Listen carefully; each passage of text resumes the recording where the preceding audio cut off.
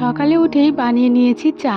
এই যে কেটলিতে সবার জন্য চা বানিয়ে নিয়েছি, আর তারপরে না দুধ গরমটা চাপিয়ে দিয়েছি। এদিকে দেখুন মেজো কাকু ছোটো কাকুর জন্য 2 কাপ লাল চা তুলে রেখেছি। ছোটো কাকু এখন না আর দুধ খেতে পছন্দ করে না, তো সেজন্যই লাল চা তুলে রেখেছি। আর বাকি সবার না মোটামুটি খাওয়া হয়ে গেছে। এদিকে দেখুন আমি একটা বাটিতে চা নিয়ে নিয়েছি, আর একটা বাটিতে অল্প কটা মুড়ি, আর মুড়ির উপরে নিয়েছি অল্প একটু ঘি।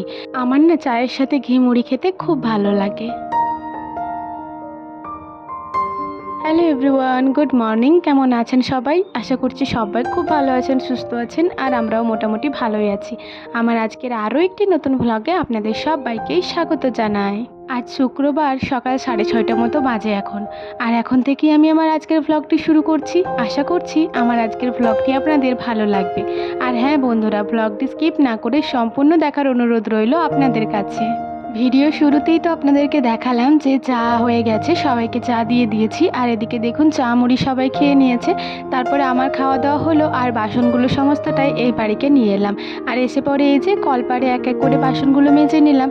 আর তারপরে না পাম্পটা চালিয়ে নিয়েছি, পাম্পের জলেই ধুয়ে নেবো, যেহেতু কারেন্ট রয়েছে। আবার যদি কল পাম্প করে ধুতে যাই তাহলে না খুব কষ্ট লাগে। এই ধার ওই ধার করতে করতেই হাতে পায়ে ব্যথা ধরে যায় জানেন। আবার তার ওপর যদি সবসময় কল পাম্প করে করেই বাসন ধুই তাহলে না আরোই কষ্ট হয়ে যাবে। যাই হোক, এদিকে দেখুন আমার সমস্ত বাসনগুলি ধোয়া হয়ে গেল। আর আজকে না মেঘলা মেঘলা রয়েছে এখন সকাল টাইমে, কিন্তু তার সত্ত্বেও না প্রচণ্ড পরিমাণে গরম করছে। আগের দিন তো ভালোই বৃষ্টি হলো, আগের দিন খুব একটা গরম লাগেনি, তবে আজকে সকাল থেকেই আবার ভাবসা গরম লাগছে। তো সে কারণেই হাতে মুখেও একটু জল নিয়ে নিলাম, আর তারপর চলুন ওই বাড়িতে বাসনগুলো রেখে আসি। বাসনগুলো সমস্তটাই ওই বাড়িতে রেখে এলাম। এরপর এই বাড়ির কাজকর্ম শুরু করব। প্রথমে লাইটগুলো দিয়ে নিলাম, যেহেতু আগের দিনে বৃষ্টি পড়েছিল তাই জানালাগুলো বন্ধই ছিল। সেই কারণে এই বাড়িতে এসে কাজকর্ম শুরু করার আগেই প্রথমে জানালাগুলো খুলে নিলাম। এরপর এক এক করে সমস্ত কাজ সারবো। আর আমি আমার সংসারের কাজ প্রথমে এই বিছানাটা দিয়েই শুরু করি, কারণ এই বিছানাটা নোংরা থাকলে যেন মন মেজাজ একদমই ভালো লাগে না। সে কারণে এই যে দেখুন সমস্ত বালিশগুলো নামিয়ে নিলাম। আর জানেন তো বন্ধুরা, বিছানাটা না একটু নোংরা হয়েছে, কিন্তু এখন আর কাচতে চাইছি না, ভাবছি 2 দিন পরেই কাচবো। আমার হাজব্যান্ড আর 2 দিন পরেই আসবে, তাই ভাবছি যে ও আসবে তার আগের দিনই না হয় এটা চেঞ্জ করব। সে কারণেই আর কি এগুলো কাচা হচ্ছে না। আসলে নোংরা সেরকম হয়নি, কিন্তু গরমের কারণে ঘামে ভিজে গেছে, তো সেই জন্যই না একদম ভালো লাগছে না। তবে দেখি আর একটা দিন যাক, বাড়িতে একটু কাজ রয়েছে, তো ওই কাজগুলো সমস্তটা সামলে নিই, তারপরে এই কাজগুলোই হাত দেবো। দেখুন বিছানাটা টান টান করে পেতে নিলাম, তারপর যে বিছানা ঝাড়ুটা কিনেছিলাম ওটাই করে ঝেড়ে নিলাম। আর তারপরে বালিশগুলো জায়গায় জায়গায় রেখে দিলাম। আর এই নরম কাঁথাটা আমার বিছানার এক কোণাতে থাকে, তো সেখানে রেখে দিলাম। আর 2টো পাখা এখন গরমে অতি অবশ্যই বিছানার মধ্যে রাখতে হচ্ছে, কারণ আমাদের গ্রাম সাইডে প্রচণ্ড পরিমাণে কারেন্ট যায়। তো তখন যদি আবার পাখা খুঁজতে খুঁজতেই বছর পেরিয়ে যাবে, সেজন্যই না 2টো পাখা সবসময় আমি বিছানাতেই রাখি, একটা আমার আর একটা শাশুড়ি মায়ের। তারপর দেখুন বিছানাটা সুন্দর করে গুছিয়ে নেওয়ার পরে আমি ঘরটা ঝাড় দিয়ে নিচ্ছি। আর আজকে ভাবলাম পাপোশগুলো একটু বাইরে বের করে আসি, ওগুলো একটু ভালো করে ঝেড়ে নেব। তবে এখন না ঘরটার কাজগুলো সারি, তারপরে ওগুলো ঝেড়ে একেবারে পেতে দেব। এদিকে দেখুন আমার ঘরটা ঝাড় দেওয়ার পরে এই ফুল ঝাঁটাটা এখানেই রেখে দিলাম। বাইরেটা যেহেতু আমাদের সন্দেহ নেই, তাই বাইরেটা না নারকেল কাঠির ঝাঁটা দিয়েই ঝাড় দিয়ে থাকে। এটা অবশ্য আপনারা অনেকেই জানেন, তো যারা নতুন বন্ধু জানেন না তাদের জন্যই এই কথাটা বললাম। তো ঝাড় দিয়ে দিলাম। আর এখানে না কয়েকটা আলু ছিল, তো সেই আলুগুলো না এই যে রেকটা ছিল আমার সবজি রাখার রেকটা, তো সেটার মধ্যেই রেখে দিয়েছি। আর তারপরে বারান্দাটা ঝাড় দিচ্ছিলাম, তখনই মা আমাকে ডাকলো। মা আসলে বলছিল ছাদটা ঝাড় দেবে, কিন্তু আমি বলছিলাম যে না মা, আজকে আমি ঝাড় দেব, আর আমি ঝাড় দিলে তো আপনাদের সাথে শেয়ারও করতে পারবো।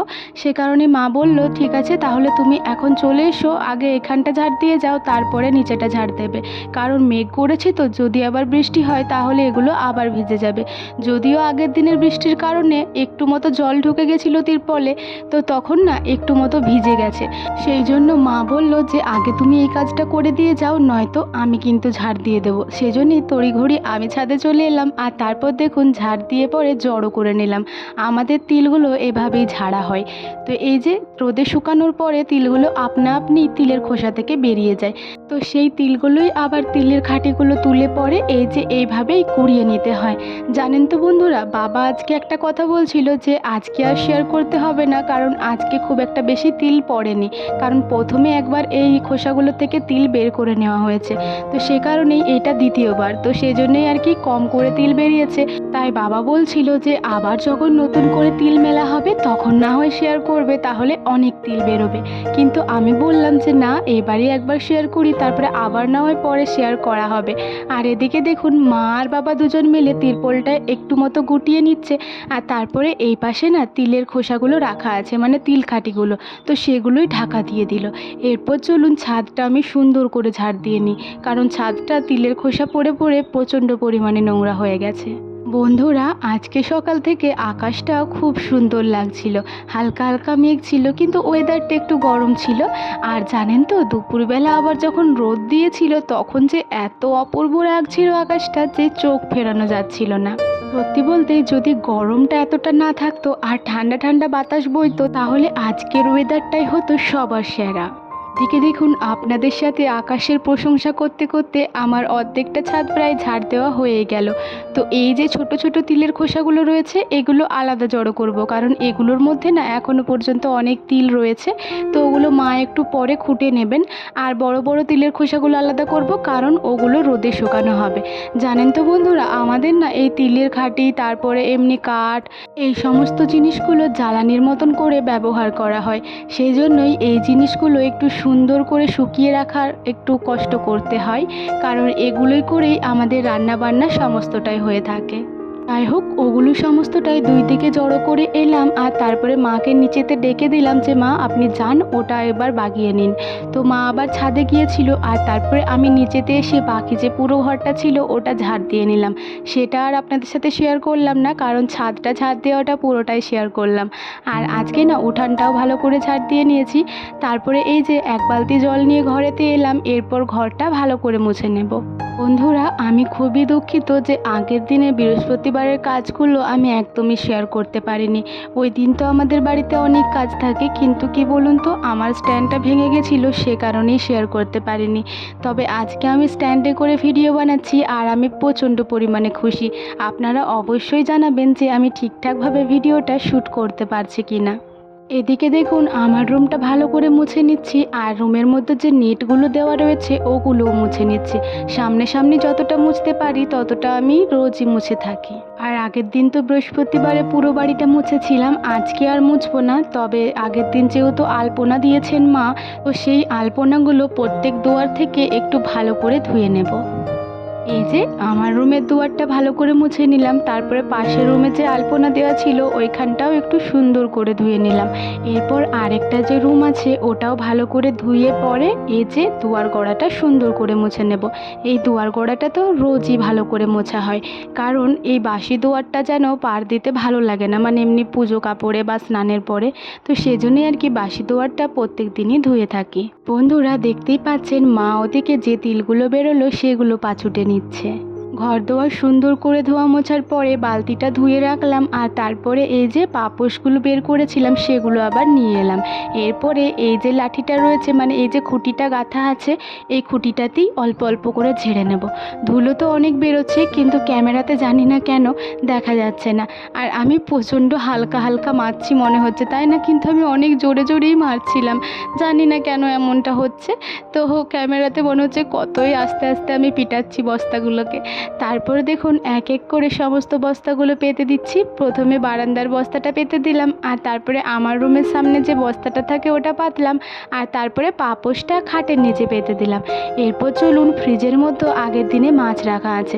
আগের দিন বৃহস্পতিবারে কাকু আবার অনেকগুলো মাছ এনেছিল, তো বৃহস্পতিবার যেহেতু আগের দিন তো নিরামিষ খাওয়া হয়েছে, তো সেজন্যই মাছগুলো কাটা ধোয়া করে নুন মাখিয়ে এই যে ফ্রিজের মধ্যে রেখে দিয়েছিলাম।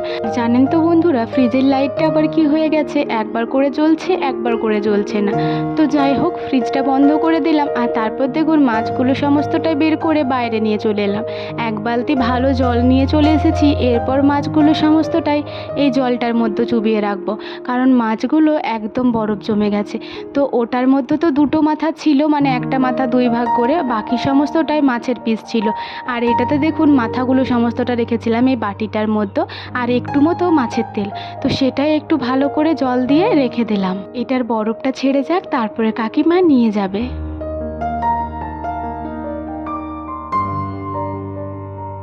বন্ধুরা, এদিকে দেখুন ঠাকুমা আজকে অনেক কিছু সবজি নিয়ে বসেছে। তাই ঠাকুমাকে বললাম আপনি একটু বসুন, আমি না হয় একটু ভিডিও করে দিই। রোজ তো আমার ভিডিও করা হয়, মাঝে মধ্যে পরিবারের লোকের ভিডিও করে দিলেও বেশ ভালো লাগে। আর তারপর আমি ওই বাড়ি গিয়েছিলাম, পেঁয়াজগুলো পাড়া নেই, তো মা তাই বলছে চলো ওই বাড়িতে গিয়ে পেড়ে দিচ্ছি। তো মায়ে যে চিলেকোঠায় উঠে গেছে, আর আপনাদেরকে একটা দিন বলেছিলাম যে আমাদের চিলেকোঠাটা আমি কখনো দেখিনি, যেদিন আমি দেখবো সেদিন আপনাদেরকেও দেখাবো। তো এই যে ওপরে উঠেছি, আর ওপরে না এই যে মুড়ির টিন, তারপরে জার, তো অনেক কিছুই রয়েছে, আর কয়েকটা ভাঙাভুঙি জিনিসও রয়েছে। এই যে খাঁচাটি দেখছেন, এটা আমার হাজব্যান্ডের একটা পাখি ছিল, টিয়া পাখি, তো তখনকার খাঁচা। তো পাখিটা উড়ে যাওয়ার পর থেকে খাঁচাটা এখানেই আছে, আর ব্যবহার করা হয় না। মা দেখুন এদিকে পেঁয়াজটা পেড়ে দিল, আর অনেক খোসা রয়েছে পেঁয়াজে, তো এগুলো ভালো করে বাছা হয়নি। তো পেঁয়াজটা ওই বাড়িতে নিয়ে যায়, আর আমি আজকে পেঁয়াজ ভাজা করব, সেজন্যই আর কি পেঁয়াজটা পাড়ার জন্য ওই বাড়িতে যেতে হয়েছিল। এদিকে দেখুন দুটো আলু কুচি করে কেটে নিয়েছি, আর তারপরে কয়েকটা পেঁয়াজও কুচি কুচি করে কেটে নিচ্ছি। আজকে মুড়ি খাবারে বানাবো আলু আর পেঁয়াজ ভাজা। আর বন্ধুরা জানেন তো, পেঁয়াজ ভাজা খেতে আমার খুবই ভালো লাগে, কিন্তু পেঁয়াজ কাটতে একদমই ভালো লাগে না, কারণ পেঁয়াজ কাটার পরে এই যে আঙুলের মাথাগুলো কেমনই একটা সবুজ সবুজ দাগ হয়ে যায়, সেই জন্যই আমার পেঁয়াজ কাটতে একদমই ভালো লাগে না। তবে চাকুই করে কাটলে এই অসুবিধাটা হয় না। যাই হোক, পেঁয়াজগুলো কেটে ওই বাড়ি নিয়ে গেছিলাম। আজকে আর পেঁয়াজ ভাজা করাটা আপনাদের সাথে শেয়ার করলাম না, একদম এই যে ভেজে নিয়ে চলে এসেছি। প্রথমে একবার পেঁয়াজ ভাজাগুলো দিয়ে গেছি, আর তারপরে আবার গেছিলাম মুড়ি আনতে মায়ের জন্য আর আমার জন্য। মা এদিকে চাল পাছুড়ছে, তাই মাকে বললাম থাক, আমি না হয়ে যাচ্ছি। তো এই যে মুড়ি নিয়ে চলে এসেছি, আর ওই গ্লাসটার মধ্যে রয়েছে মায়ের জন্য চা। আপনারা তো জানেনই মা মুড়ি খাবার সময়ই চা খায়, অন্য সময়ে মানে সকালবেলায় আর খায় না চাটা। এমনিতেই মায়ের একটু সুগার রয়েছে, তো আবার দুই বেলা করে চা খেলে অসুবিধা আছে। তো একটু বেশি রয়েছে চাটা, মানে বেশি করেই করেছি একটু, তো সেটাই আমি একটু নিয়ে নিলাম। আর পেঁয়াজ ভাজা চা মুড়ি খেতে খুব ভালো লাগে। খাওয়া দাওয়ার পরে বাসনগুলো সমস্তটাই মেজে নিয়েছি, এখনও পর্যন্ত কড়াইটা মাজা হয়নি। কড়াইটাই 2-3 দিন ধরে মুড়ি খাবার করা হয়েছে, আর কয়দিন তো বেগুনি টেগুনি করা হলো, তাই কড়াইটা খুবই পুড়ে গেছে। তাই মা বলল যে ওখানে রেখে দাও, পরে না হয় মেজে দিয়ে আসবো। তো এই যে বাসনগুলো যে কটা মাজলাম সেগুলো সমস্তটাই মা আবার ওই বাড়ি নিয়ে চলে গেল। আর একটা দিদা আর কি জল নিচ্ছিল, তো ওনার নেওয়া হলো। তারপরে এই যে মিষ্টুকে আমি নিয়ে এলাম, এরপর মিষ্টুকে স্নান করাবো, তারপরে আমি স্নান করব। আর জানেন তো, পাড়ার লোককে কৈফিয়ত দিতে দিতে আমি প্রায় পাগল হয়ে যাচ্ছি। এটা কি করছো, কেন করছো, তো অনেক রকম কৈফিয়ত, তো কি আর বলবো, মাঝে মাঝে তো রাগই ধরে যায়। আবার এই দিদাটা এসে পড়ে কি বলছে জানেন, এই যে কড়াইটা ভেজানো আছে, বলছে কেন কড়াইটা এত পুড়েছে, লে বাবা রান্না করেছি তাই পুড়েছে, কেন মাজনি, সঙ্গে সঙ্গে কেন মাজনি? আপনারাই বলুন, কড়াইটা কি গ্যাস থেকে নামাতে না নামাতেই মাজা যায় এত গরমটা? তো একটু তো ঠান্ডা হতে হবে, তারপরে তো মাজবো। আর যদিও আমি মেজে নিতাম, মা ওটা বললো যে পরে মাজবে, তো সেজন্যই আর মাজলাম না। তবে এই পাড়ার লোকের কৈফিয়ত দিতে দিতে মনে হয় মানে শান্তিতে নিজের ঘরে কোনো কাজও করতে পারবো না। নিজের কলতলাতে কি রাখবো না রাখবো সেটাও ওদের কাছ থেকে পারমিশন নিতে হবে। যাই হোক, এই নিয়ে আর বেশি কথাবার্তা বলবো না, কারণ এতেই আমার মাথা গরম হয়ে যাচ্ছে। এদিকে দেখুন মিষ্টুকে আমার স্নান করানো প্রায় কমপ্লিট, একটু মাথাতে তেল দিয়ে লাস্টে জল দিয়ে দিলাম, আর তারপরে গামছাটা একটু ভালো করে কোচালে নিকুটে ওকে পরিয়ে দিলাম। আর তারপরে এই যে জামাটা পরেছিল একটু ভালো করে কোচালে নিচ্ছি, এই জামাটা মেলে দিই, তারপরে আমি স্নানে যাব, কারণ প্রচণ্ড গরম করছে, আর ঘামে তো প্রায় ভিজেই গেছি। আর বন্ধুরা দেখতে পাচ্ছেন আজকে আকাশটা কি সুন্দর লাগছে, মানে দেখে চোখ ফেরানো যাবে না, এতটাই সুন্দর লাগছে। চলুন আমি এবারে স্নানটা করে নিই।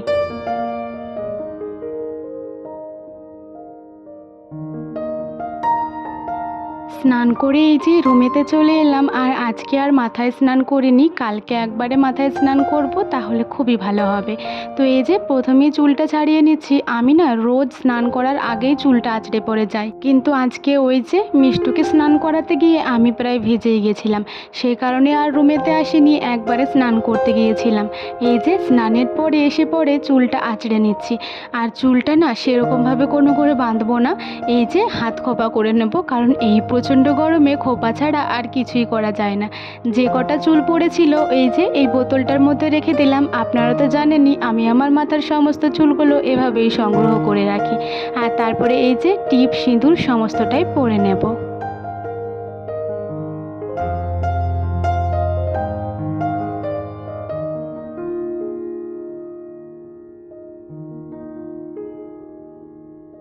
কপালে সিঁদুরটা ঠেকিয়ে নিলাম, এরপরে ঠাকুর প্রণাম করে নেব। আর বন্ধুরা, আজকের দিনটা আর ধূপ দেব না, কালকে মাথায় স্নান করার পরে ধূপ দেব, পুজো করব, সব করব। তো এই যে সব ঠাকুরগুলোকে প্রণাম করে নিলাম, এরপরে নিচেতে বসেই আজকেও জপটা করে নেব।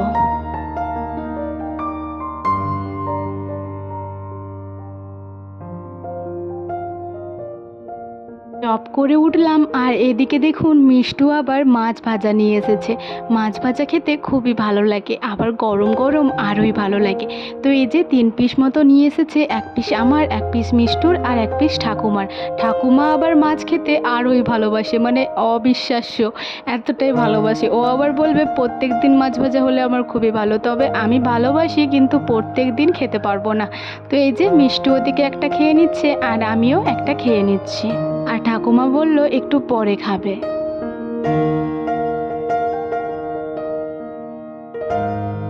বন্ধুরা, আজকে দুপুরে কি কি রান্না হয়েছে সেটাও চলুন আপনাদেরকে দেখায়। এই যে চচ্চড়ি হয়েছে, পাট শাক, আর হয়েছে মাছের বাটনা। এই মুহূর্তে অনেকটাই সময় পার করে ফেলেছি। দুপুরে খাওয়া দাওয়ার পরে বেশ কিছুক্ষণ শুয়েছিলাম, আর তারপরে এখন একদম বিকাল হয়ে গেছে। বিকালের যে কটা কাজকর্ম ছিল সমস্তটাই করে নিয়েছি, মানে ঝাটপাট। আর এদিকে দেখুন যে জামা কাপড়গুলো গুছিয়ে রেখেছিলাম স্নানের পরে, যেগুলো কেচেছিলাম আর কি, তো সেগুলোই এই যে আবার এখানে কুড়িয়ে দিচ্ছি। আপনারা তো জানেনই আমার রেগুলার পরার জামা কাপড়গুলো এই বাস্কেটটার মধ্যেই থাকে, তো সেটাই আর কি সুন্দর করে রেখে দিচ্ছি। এরপরে আবার জায়গায় জিনিস জায়গায় রেখে দেব। কয়দিন থেকে তো আমি দুধ খাচ্ছি না, সে কারণে মা একটু করে ছানা কাটিয়ে দিচ্ছে। তো এই যে আজকেও না মা ছানা কাটিয়ে দিয়েছে, তো এই বাড়িতে দিয়ে গেল, আমি এই জানালার গোড়াতেই রাখলাম, এখানেই বসে বসে ছানাটা খেয়ে নেব। আর ছানাটা খেতে মোটামুটি ভালোই লাগছে, তবে শুধু ছানাটা খেতে কেমনই একটা গন্ধ লাগছে, সে কারণে মা অল্প করে চিনি দিয়ে দিয়েছিল, সেই চিনিটাই ভালো করে মিক্স করে নিলাম। এরপর চলুন ছানাটা খেয়ে নিই। আমার আজকের ভিডিওটি এত দূর পর্যন্ত যারা যারা দেখলেন তাদেরকে আমার অসংখ্য ধন্যবাদ আর অনেক অনেক ভালোবাসা। আপনি বা আপনারা যদি আমার এই ভিডিওটি এত দূর পর্যন্ত দেখে থাকেন তাহলে অবশ্যই একটি লাইক করে দেবেন এবং কমেন্ট করে জানাতে ভুলবেন না ভিডিওটি কেমন লাগলো। এদিকে দেখুন ছানাটা খাওয়ার পরে হাত মুখ ধুয়ে চলে এসেছি। আর আজকে না একটা জিনিস বানাবো এই কাপড়টা দিয়ে, কিন্তু সেটা আজকে আপনাদের সাথে শেয়ার করব না, পরের দিনের ভিডিওতে যদি এটা বানানো হয়ে যায় অবশ্যই আপনাদেরকে দেখাবো। খুবই ভালোই একটা জিনিস, আশা করি আপনারাও খুশি হবেন। তাহলে চলুন আমি এই কাজটার প্রিপারেশন করি, আর আমার আজকের ভিডিওটাও এখানে শেষ করে দিচ্ছি। ভিডিওটি কেমন লাগলো অবশ্যই কমেন্ট করে জানাবেন, ভালো লাগলে একটি লাইক করে দেবেন এবং সাবস্ক্রাইব করে আমার ছোট্ট চ্যানেলটির পাশে থাকবেন। সবাই ভালো থাকবেন, সুস্থ থাকবেন, টাটা।